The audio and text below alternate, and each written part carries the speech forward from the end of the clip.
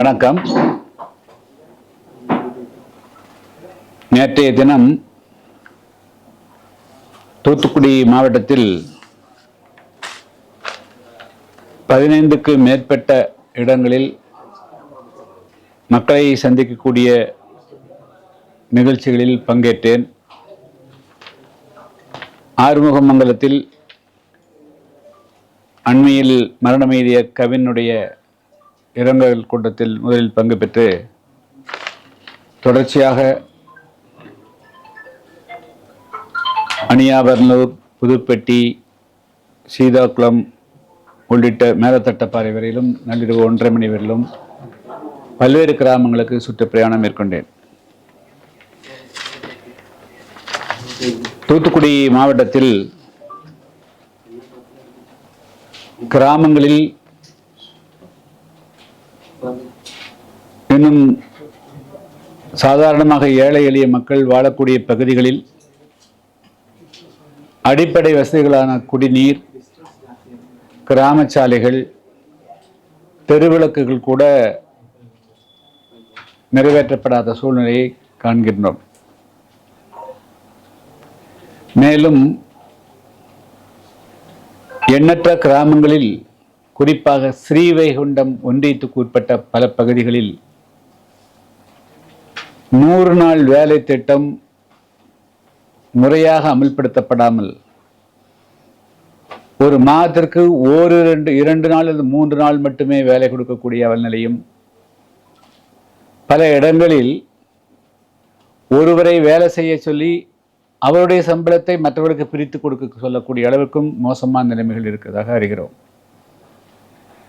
ஆனால் தூத்துக்குடி மாவட்டத்தில் அண்மையில் மிகப்பெரிய தொழில் வளர்ச்சி உண்டானதாகவும், சென்னைக்கு அடுத்தபடியாக இங்கே பெரிய அளவுக்கு பெரிய நிறுவனங்கள் வருவதாகவும், வேலை வாய்ப்புகள் உருவாகிவிட்டதாகவும் சொல்லுகிறார்கள்.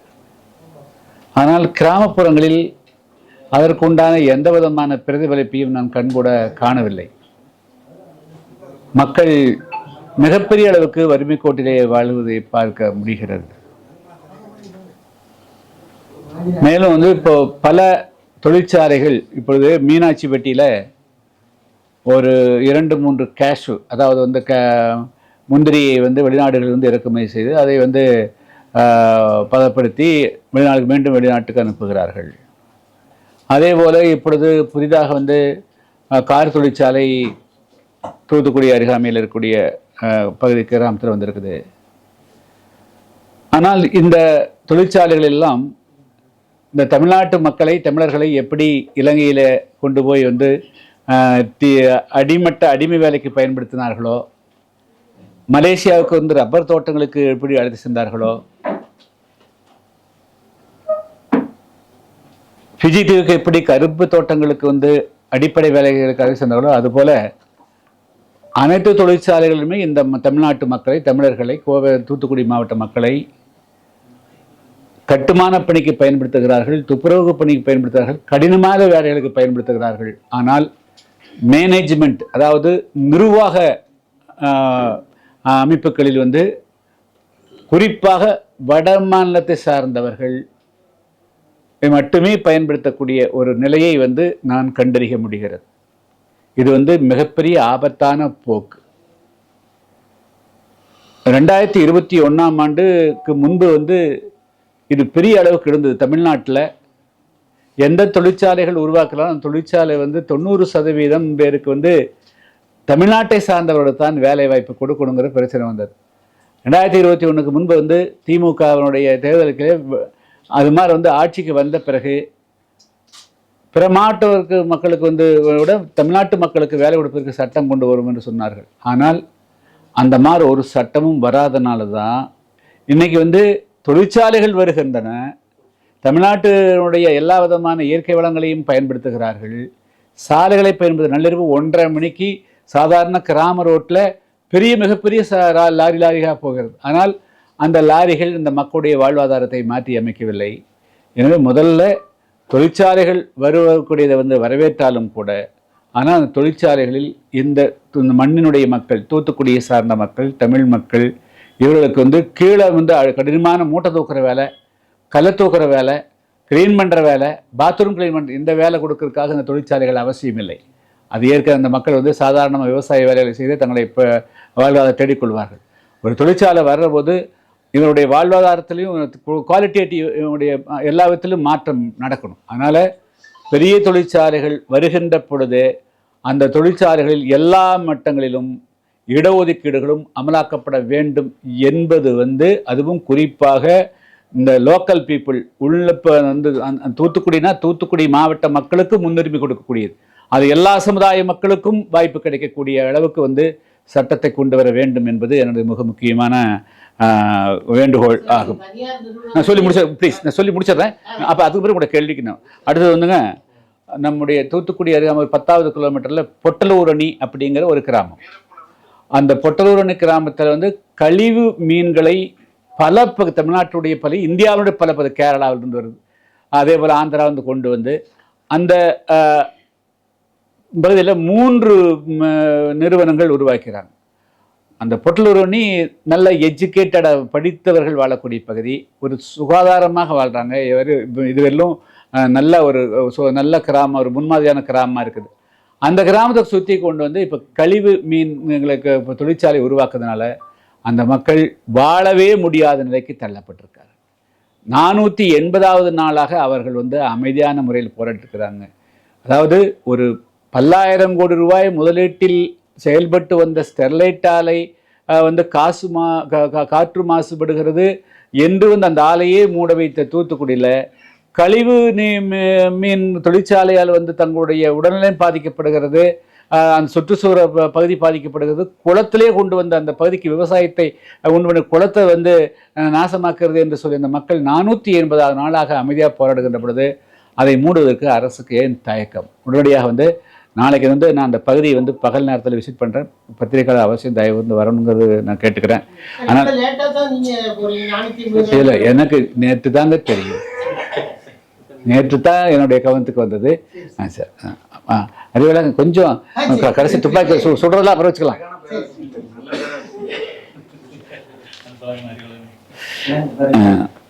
ஸோ அடுத்து வந்துங்க, இந்த நம்முடைய தூத்துக்குடியில் 2016-17 வந்து மிகப்பெரிய வெள்ளம் ஏற்பட்டது. அப்போ வந்து நான் எல்லா பகுதிகளையும் போகிறபோது இங்கே பன்றி தொல்லைகள் அதிகமாக இருந்தது. அதை வந்து உயர்நீதிமன்றத்தினுடைய தீர்ப்பினுடைய அடிப்படையில் பன்றிகள் அகற்றப்பட்டன.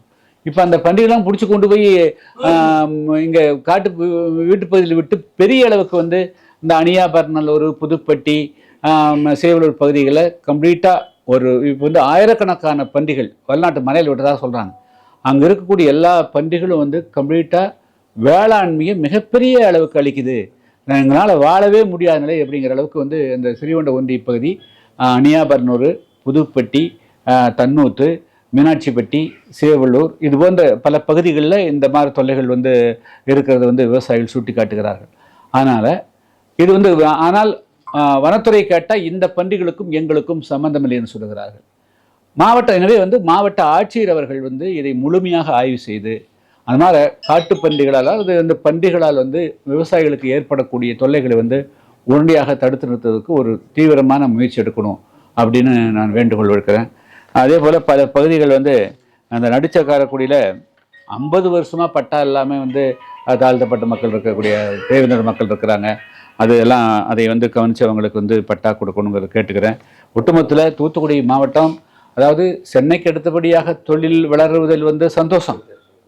ஆனால் எந்த மக்களுக்கு வேலை வாய்ப்பு கொடுப்பதற்காக வந்து இந்த தொழிற்சாலைகளாக வந்து கொண்டிருக்கின்றன்னு சொல்லுகின்றவோ அந்த தொழிற்சாலைகள் இந்த உள்ளூர் மக்களுக்கு, தூத்துக்குடி மக்களுக்கு, அனைத்து சமுதாய மக்களுக்கும் எல்லா மட்டத்திலையும் வேலை கொடுப்பதாக இல்லாமல் அந்த மக்களை மீண்டும் கடந்த காலங்களில் எப்படி இந்த தமிழ் மக்களை அடிமைகளாக பயன்படுத்தினார்களோ, மிக கடினமான வேலைக்கு பயன்படுத்தினார்களோ, அதே போன்ற ஒரு மோசமான நிலைமை தான் இருக்கிறத தவிர அதை மாற்றி அமைக்கக்கூடிய வகையில் ஒரு சட்டமேற்றணும். எல்லா வேலைகளுக்கும் உள்ளூர் மக்களுக்கு முன்னுரிமை கொடுக்கக்கூடிய வகையில் ஒரு சட்டத்தை கொண்டு வரணுங்கிறது என்னுடைய வேண்டுகோள். தொடர்ச்சியாக அந்த ஆணவ படுகொலை, லாக்அப் டெத்து, அப்புறம் உதவி ஆய்வாளர் அவர் படுகொலை, நம்ம தொடர்ச்சியாக தமிழகத்தில் நாள்தோறும் குற்றச்சம்பவங்கள் அதிகரித்து வந்துகிட்டு இருக்கு. சட்ட ஒழுங்கு பற்றி எப்படி இன்னைக்கு? அதாவதுங்க, பொதுவாக வந்து ஒரு ஆட்சி மாற்றத்தை ஏன் உருவாக்குகிறோம் என்று சொன்னால், முதல்ல எல்லா எல்லா இடங்களிலுமே சட்ட ஒழுங்கு சரியாக பராமரிக்கப்பட வேண்டும் என்பதுதான் அனைத்து மக்களுடைய எதிர்பார்ப்பாக இருக்கும். ஏன்னா பெரும்பாலான மக்கள் வந்து அரசாங்கத்தை நம்பி தங்களுடைய வாழ்க்கையை வச்சுக்கிறது இல்லை.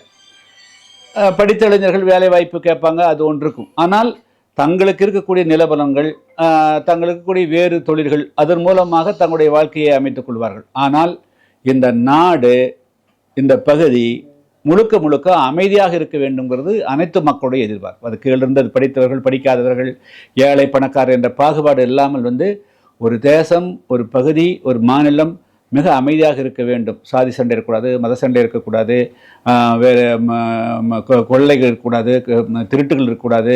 ஸோ இந்த மாதிரி வந்து எந்த விதமான சமூக தொல்லைகளும் இல்லாமல் ஒரு நாடு இருக்க வேண்டும்ங்கிறதுக்காகத்தான் ஆட்சி மாற்றத்தையே உருவாக்குறார்.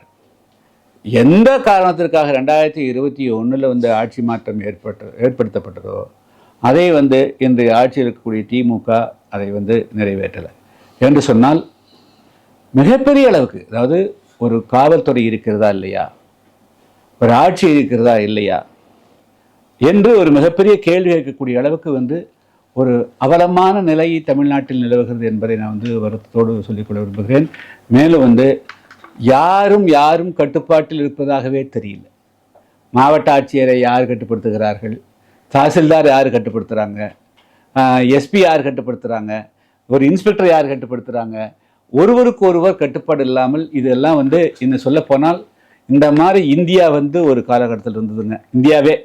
அப்போ இது எப்படின்னா, இந்த இஸ்லாமியர்கள் படையெடுப்புக்கு பிறகு அந்த அவங்களெல்லாம் வீழ்ச்சி அடைஞ்ச போது ஒரு 100 வருஷம் 200 வருஷம் ஒரு தாந்தோண்டித்தனமான அவரோ தடி எடுத்தவங்களாம் தண்டக்காரங்க அந்த பழமொழி வந்ததே வந்து அப்போ வந்து ஒரு அரசே இல்லாமல் இருந்தால் ஒரு நாடு எப்படி இருக்குமோ அது போன்ற ஒரு சூழ்நிலை தான் இந்த 2025 ஆகஸ்ட் மாதம் 8ஆம் தேதி இருக்கக்கூடிய நிலைமை. என்னன்னா, தமிழ்நாட்டில் ஒரு அரசாங்கம் இருக்கிறதா என்ற ஒரு கேள்விக்குறி எழுப்பக்கூடிய அளவிற்கு வந்து மேலிருந்து கீழே வரையிலும் எந்த விதமான ஒரு தொடர்புகள் இல்லாமல் அவரவருக்கு முடிஞ்சதுக்கு வாரிக்கலாம் அப்படின்னு மாதிரி நினைக்கிறாங்க. ஆட்சி முடிய போகுது அப்படிங்கிற எண்ணத்தோடு செய்கிறாங்களா அல்லது வேறு என்ன எண்ணத்தோடு செய்கிறாங்கன்னு தெரியல. அதனால் ஒரு கட்டுப்பாடற்ற தன்மையை வந்து பார்க்க முடியுது. இது வந்து மிகவும் வருத்தம் அளிக்கக்கூடிய விஷயமாக இருக்கிறது. தமிழகத்தில் அப்படி ஒரு தமிழக அமைதி பூங்கா இல்லை. இந்தியாவில் வந்து அமைதி பூங்காவை ஏதாவது ஒரு மாநிலம் இருக்கா? அதாவது கேரளாவில் எத்தனை கொலை நடந்துட்டு இருக்குது தினம்? கேரளாவில் எத்தனை கொலை நடந்துட்டு இருக்கு சொல்லுங்க. கர்நாடகத்தில் தினம் எத்தனை கொலை நடந்துட்டு இருக்குது? ஆந்திராவில் எத்தனை கௌரவ கொலை நடக்குது அல்லது வேறு கொலை நடக்குது? எத்தனை திருட்டு நடக்குது? ஒரு போலீஸ்காரன் ஆச்சுங்களா, இங்கிருந்து ஒரு வேலைக்கு போகக்கூடியவன் அவங்க 2-3 பேருக்கு கூட சண்டை. அந்த சண்டையை விசாரிப்பதற்காக சண்டை போடாதீங்கப்பா காலையில் வாங்கன்னு ஸ்டேஷன் சொல்ல போன எஸ்ஐயை வந்து 3 பேருமே சேர்ந்து துரத்தி கொள்கிறான். அப்படின்னா இதுக்கு பெயர் என்ன? அப்போது இந்த காவல்துறையின் மீது சிறிது கூட அச்சமில்லாமல் போனதா, அது நாங்கள் யாருக்கும் கட்டுப்பட மாட்டோம், நாங்கள் வேற அப்படின்னு சொல்றதனுடைய பொருளா? டாக்டர், இப்போ வந்து நீங்க எந்த அணியில இருக்கீங்க? நீங்க இந்த கேள்வி மட்டும்தான் கேட்பீங்க.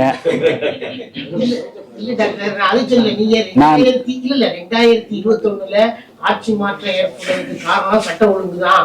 சட்ட ஒழுங்கு சரியில்லாம 2001 மட்டும் சொல்ல, இல்ல 21. அதாவது இல்ல ஒரு நிமிஷம் இருங்க. அதாவது எந்த ஆட்சி மாற்றம் நடந்தாலும் மிக முக்கியமாக அது 1996 நடந்தாலும், 2001 நடந்திருந்தாலும், 2006 நடந்தாலும் ஆச்சுங்களா, 2011 நடந்தாலும் ஆச்சுங்களா, 2016 நடந்திருந்தாலும் பொதுவாக மக்கள் வியூ பார்க்கறது வந்து இந்த தமிழ்நாடு அமைதியாக இருக்கிறதா இல்லையா, நாம் வந்து சுதந்திரமாக நடமாட முடியுமா இல்லையா, அச்சமில்லாமல் இருக்க முடியுமாங்கிறதா மக்களுடைய ஆள் மனதில் இருக்கக்கூடியது. இது வந்து 2021க்கானதல்ல. நான் 2021 இப்போ ஆட்சி வந்ததுனால இதை சுட்டி காட்டுறத தவிர இது வந்து பொதுவான விதி. இது தமிழ்நாட்டுக்கு மட்டுமல்ல, இந்தியா முழு முக்கியமான இந்த மத்திய அரசுக்கும் இதுதான் விதி. தமிழ்நாடு பொருளாதார வளர்ச்சி 11.9% அப்படின்னு சொல்றாங்க. ஆனால் அது கிராமங்கள் வந்து 1% கூட அது பிரதிபலிக்கிற மாதிரி தெரியலைங்க. எதை ஆதாரமாக வைத்து அது சொல்லப்படுதுங்கிறதுக்கு உண்டான தெரியலைங்க. கிராமங்களில் நான் போகிறேன், மக்களுடைய நிலைமை வந்து மிக மிக மோசமாக இருக்குது. இந்த இவங்க ஆட்சிக்கு வந்த பிறகு எடுத்த நடவடிக்கையில் நாங்கள் வந்து 11.8% வளர்ச்சி கொண்டு வந்த மாதிரி சொல்கிறாங்களே தவிர, அந்த மாதிரி வளர்ச்சிக்கு உண்டான ரிஃப்ளெக்ஷன்ஸ் என்ன? எதை வச்சு நீங்கள் சொல்கிறீங்க? 1000 ரூபா வாங்கிட்டாங்க.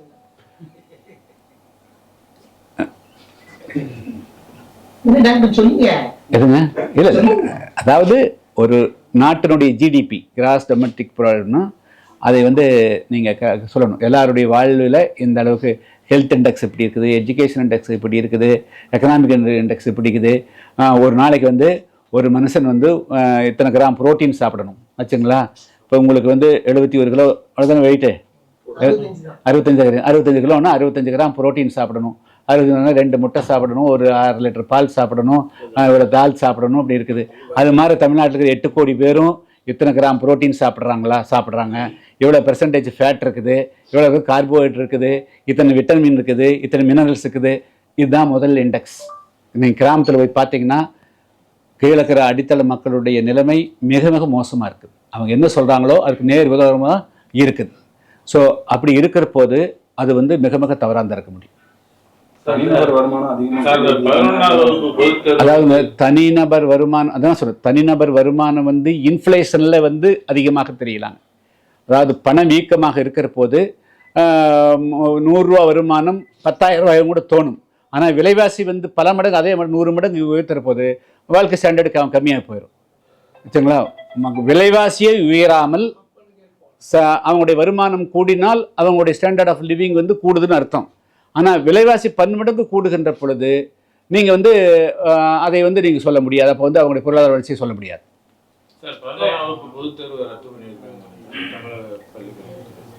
சார் வந்து தமிழ்நாடு இப்போ இன்னைக்கு பார்த்தோம், வந்து உள்ள ஆழமாக படிக்கலை. இந்த தேர்வுகள் ரத்து பண்ணுறது வந்து மெத்தேடு வந்து சரியான அந்த மெத்தேடு தான், ஃபெயிலூர் தான் வந்து தமிழ்நாட்டில் வந்து கல்வித்தரம் டவுன் ஆனதுக்கு ஒரு மிக முக்கியமான காரணம். ஏன்னா தேர்வுகளே இல்லாமல் நீங்கள் கொண்டு போக முடியாது. தேர்வுகளை வடிகட்டுறதுக்கு பயன்படுத்தக்கூடாது. தவிர அசஸ்மெண்ட், ஒரு குழந்தையினுடைய கல்வியை வந்து டெய்லி அசஸ்மெண்ட் பண்ணணும், வீக்லி அசஸ்மெண்ட் பண்ணணும், மந்த்லி அசஸ்மெண்ட் பண்ணணும். அதனால் வந்து அசஸ்மெண்ட் இல்லை அப்படின்னா எந்த குழந்தைகளுடைய கல்வி தரம் உயராது. ஆனால் it is assessment, it is a must. உங்களுக்கு வெளிநாடுகளில் வந்து தேர்வு கிடையாது, ஆனால் அசஸ்மெண்ட் உண்டு. நீங்கள் அசஸ்மெண்ட் பண்ணுற அளவுக்கு இங்கே வந்து இருக்கிற டீச்சர்ஸ்க்கு வந்து அந்த கெப்பாசிட்டி கிடையாதுங்கிற. குழந்தை வந்து எப்படி எத்தனை 10, 20, 30 விதமான கேட்டகரியில் வந்து அவனுடைய பர்சனாலிட்டியிலேருந்து எப்படி பேசுறது இருக்குது, எப்படி எழுத்து இருக்குது, எப்படி பிஹேவியர் இருக்குது, சோசியல் பிஹேவியர், எப்படி பல அம்சங்களை வச்சு தான் வந்து அசஸ்மெண்ட் பண்ணுவாங்க. அதுக்குண்டான நம்முடைய ஆசிரியருக்கு பயிற்சி அளிக்கப்படலை. குறைஞ்சபட்சம் ஒன்று இருக்கக்கூடிய தேர்வு மட்டும்தான். தேர்வு ரத்து பண்ணிட்டீங்கன்னா ஒட்டுமொத்தமாக மீண்டும் வந்து இந்த டியூஷன் சென்டர்ஸ் எப்படி இந்த ஈரோடு சுற்றியும் நாமக்கல் சுற்றி இருந்ததோ அவங்க மீண்டும் வந்து அடித்து உதச்சி மார்க் மட்டும் வாங்குறதுக்கு தான் தயார் பண்ணுவாங்களே தவிர ரியல் டிரான்ஸ்ஃபர்மேஷன், கல்வியில் டிரான்ஸ்ஃபர்மேஷன் நடக்காது. வட மாநிலத்தோட சேர்க்கிறதுக்கு தொடர்ந்து எப்படிங்க வாக்காளர் பட்டியல்ல வட மாநிலத்தோட சேர்க்கிறதுக்கு திமுக எதிர்ப்பு இல்லை. அதில் வந்துங்க இதில் வந்து ஒரு 2-3 சிக்கலான விஷயங்கள் இருக்குது. முதல்ல வந்து இங்கே வந்து வேலை வாய்ப்புக்கு வந்து நான் முதல்ல அதான் சொன்னேன், இப்போ நிறுவனங்களில் உள்ளூர் வாசிகளுக்குத்தான் வந்து வேலை வாய்ப்பில் முதலிடம் என்று சொன்னாலே அதுக்கு பிரச்சனை முடிஞ்சு போச்சு. நீங்கள் இதை விட்டுட்டு அதை பண்ண போகாதீங்க. இந்த முதல்ல இங்கே இருக்கக்கூடிய ப்ரியாரிட்டியில் நீங்கள் பாகுபாடு பார்க்காம உள்ளூர் வரக்கூடிய தொழிற்சாலையில் எத்தனை % நீ வந்து உள்ளூர் வாசிகள் எடுத்துருக்கிற, இங்கே எத்தனை கேட்டகரியை வச்சுருக்கிற, நீ அந்த கேட்டகரி ஒவ்வொரு கேட்டகரியும் முறையாக நீ உள்ளூர் எடுத்துக்கிறியான்னு கொஸ்டின் பண்ணாலே எல்லா பிரச்சனையும் சால்வ் ஆகிடும். எடுத்துக்கிறாங்க. ஆனால் அதில் வந்து அங்கே லோக்கல் பீப்புள் இருக்கக்கூடிய ஷெட்யூல் காஸ்ட் பீப்புள் எல்லாம் வந்து அதிகமாக எடுக்காம ஆஃபீஸ் எடுக்கலைங்கிறது கம்ப்ளைண்ட் வருதுங்க. எல்லாமே அதாவது வந்து இன்னும் வெளிநாட்டு, அதாவது வெளி மாநிலத்துக்காக தான் முக்கியத்துவம் கொடுக்குறாங்க. லோக்கல் பீப்புளை இன்னும் முக்கியத்துவம் கொடுக்கல, முக்கியமான போஸ்ட் எடுக்கலைங்க. அதாவது அவங்கள வேணா ஒரு ஸ்கில்டு லேபரா ஐஐடியிலேருந்து எடுத்தனால ஸ்கில்டு லேபரை பயன்படுத்தியிருப்பாங்க. நாம கேட்கறது டெட்டர்மின் போஸ்ட், ஒரு பிஆர்ஓ போஸ்ட்டு அல்லது வந்து ஒரு குவாலிட்டி கண்ட்ரோல் இன்னும் அந்த மாதிரி இதுக்கு போகல.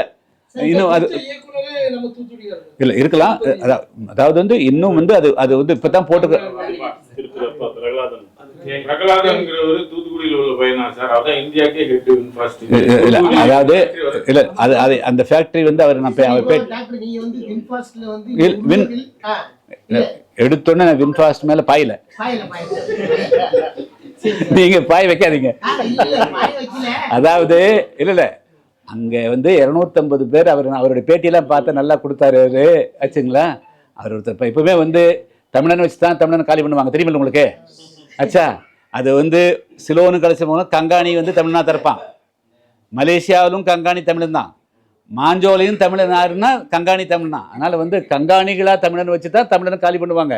அது கொஞ்சம் பொறுமையா பார்க்கலாம் ஆச்சுங்களா. வெயிட் பண்ணி பார்ப்போம் எப்படி பண்றாங்கன்னு. கப்பல் கட்டும் தளத்திற்கு வந்து உப்பளத்தை வந்து எடுக்கிறதுக்கு வந்து உப்பள தொழிலாளர்கள் தொடர்ந்து எதிர்ப்பு தெரிவிச்சு வர்றாங்க. முள்ளக்காடு கப்பல் கட்டுதல புதுசா அது விரிவாக்கத்திற்கு அப்படின்னு சொல்லி இது பண்றாங்க. அமெரிக்கா தரப்பும் விரிவாக்கத்திற்கும் வந்து அந்த உப்பளத்தை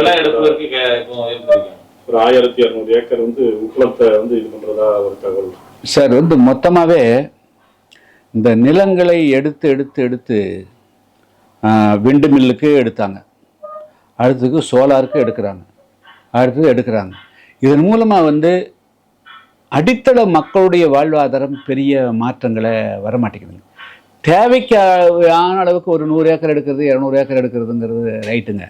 நான் வந்து அப்போ சட்டமன்ற உறுப்பினர் போது மேடம் ஜெயலலிதாவே வந்து ஒவ்வொரு ஏரியாவிலையும் பெரிய தொழிற்சாலை கொண்டு 2000 ஏக்கர் 3000 ஏக்கர் 4000 ஏக்கர்னு அறிவிச்சாங்க. மேடம் இது தப்பு. இது எடுத்தோடனே நீங்கள் வந்து நிலத்தை அபகரிக்க போகாதீங்க. இப்போ வந்து விண்டு மில் எடுத்தாச்சுன்னா வெளியே பார்த்தா அதாவது வந்து கிரீன் எனர்ஜின்னு வருதுங்க. ஆக்சுவலாக வந்து உலகத்தினுடைய எந்த நாட்டிலையும் கிரீன் எனர்ஜிக்கு வந்து லேண்டை வந்து பயன்படுத்தலை. சோலார் கடலுக்குள்ள சோலார் வந்து வீட்டில் அத்தனை பேர் வந்து கம்ப்ளீட்டாக ஜெர்மனி போனாலும் பிரான்ஸ் போனாலும் அனைத்து யூரோப்பியன் நாட்டில் ஒரு இடத்துல கூட லேண்டில் வந்து நீங்கள் வந்து சோலார் இருக்காது. அதே போல் விண்டும் வந்து நிலத்தில் வச்சுக்க மாட்டாங்க. ஒன்று கடற்கரையில் வச்சுருப்பாங்க, இல்லை கடற்குள்ளே போட்டிருப்பாங்க. ஸோ நம்ம நாட்டில் மிக மிக வேல்யூவான, அதாவது பொன்னை காட்டிலும் மிகவும் மதிப்புமிக்க நிலத்தை கொண்டு போய் வந்து அன்னசரியாக கார்பரேட்டுகளுக்கு வந்து தாரை வாக்குறாங்க தொழில் வளங்கிற பேரில். ஆனால் உண்மையில் அத்தனை நிலங்களும் தொழிற்சாலைகளுக்கு பயன்படுத்துவதில்லை. அதே வந்து நிலம் வந்து அதே ஒரு அபகரிப்புக்கு தான் பயன்படுது. அதாவது இந்த துறைமுகத்தை விரிவுபடுத்துவதற்கு தேவையாக 100 ஏக்கர் 50 ஏக்கர் எடுப்பது என்பது நியாயமாக இருக்கலாம். ஆனால் ஏற்கனவே உப்பள தொழில் தான் தங்களுடைய வாழ்வாதாரமாக வைத்துக் கொண்டிருக்கூடிய மக்களுடைய வயிற்றில் அடிச்சுட்டு 2000 ஏக்கர் எடுக்கிறது வந்து எந்த விதத்திலும் நியாயமாக எனக்கு தென்படவில்லை. இந்த சிறப்பு சட்டத்துக்கு திமுக கூட்டணி மனு கொடுத்திருக்காங்க. நீங்க ஆணவ கொலைக்கு நிறைய சொல்லியிருக்கிறேன். முதல் இது இன்னைக்கு இதெல்லாம் போட்டுங்க.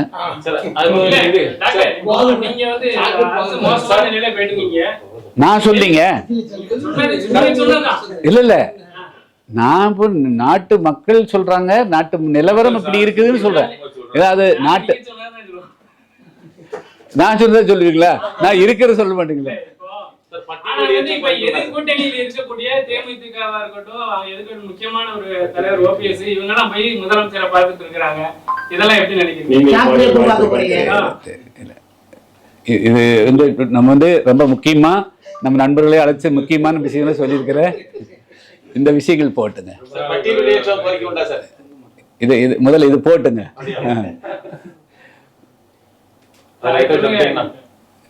அவங்க தேமுதிக ஓபிஎஸ்லாம் அந்த பக்கம் போய் பார்க்குறாங்களா முதலமைச்சரை? இது வந்து இன்னைக்கு வந்து ரொம்ப முக்கியமான விஷயம் வந்து நம்ம தூத்துக்குடி மாவட்டத்தில் தமிழ்நாட்டுக்கு ஒட்டுமொத்தமாக தேவையான, அதாவது வந்து உள்ளூர் இளைஞர்களுக்கு வேலை வாய்ப்பை கொடுக்கக்கூடிய வகையில், அதில் அனைத்து மட்டங்களிலும் இடஒதுக்கீட்டையும் அமலாக்கக்கூடிய வகையில் ஒரு சட்டத்தை தமிழ்நாடு அரசு கொண்டு வருவதுதான் வெளிமாநிலத்தை சார்ந்தவர்கள் வந்து வாக்காளர்களாக பதிவு செய்திருக்கிறாங்க அல்லது அதிகமாகறாங்க, அவங்க தான் அரசு தீர்மானிக்கிறாங்க என்பதற்கெல்லாம் ஒரே புள்ளியில் முடிவு கட்டக்கூடிய விஷயம் இல்லை. நான் உங்களை தான், எனக்கு முதல்வர் நீங்க தான், எனக்கு முதல்வர் நீங்க தான்.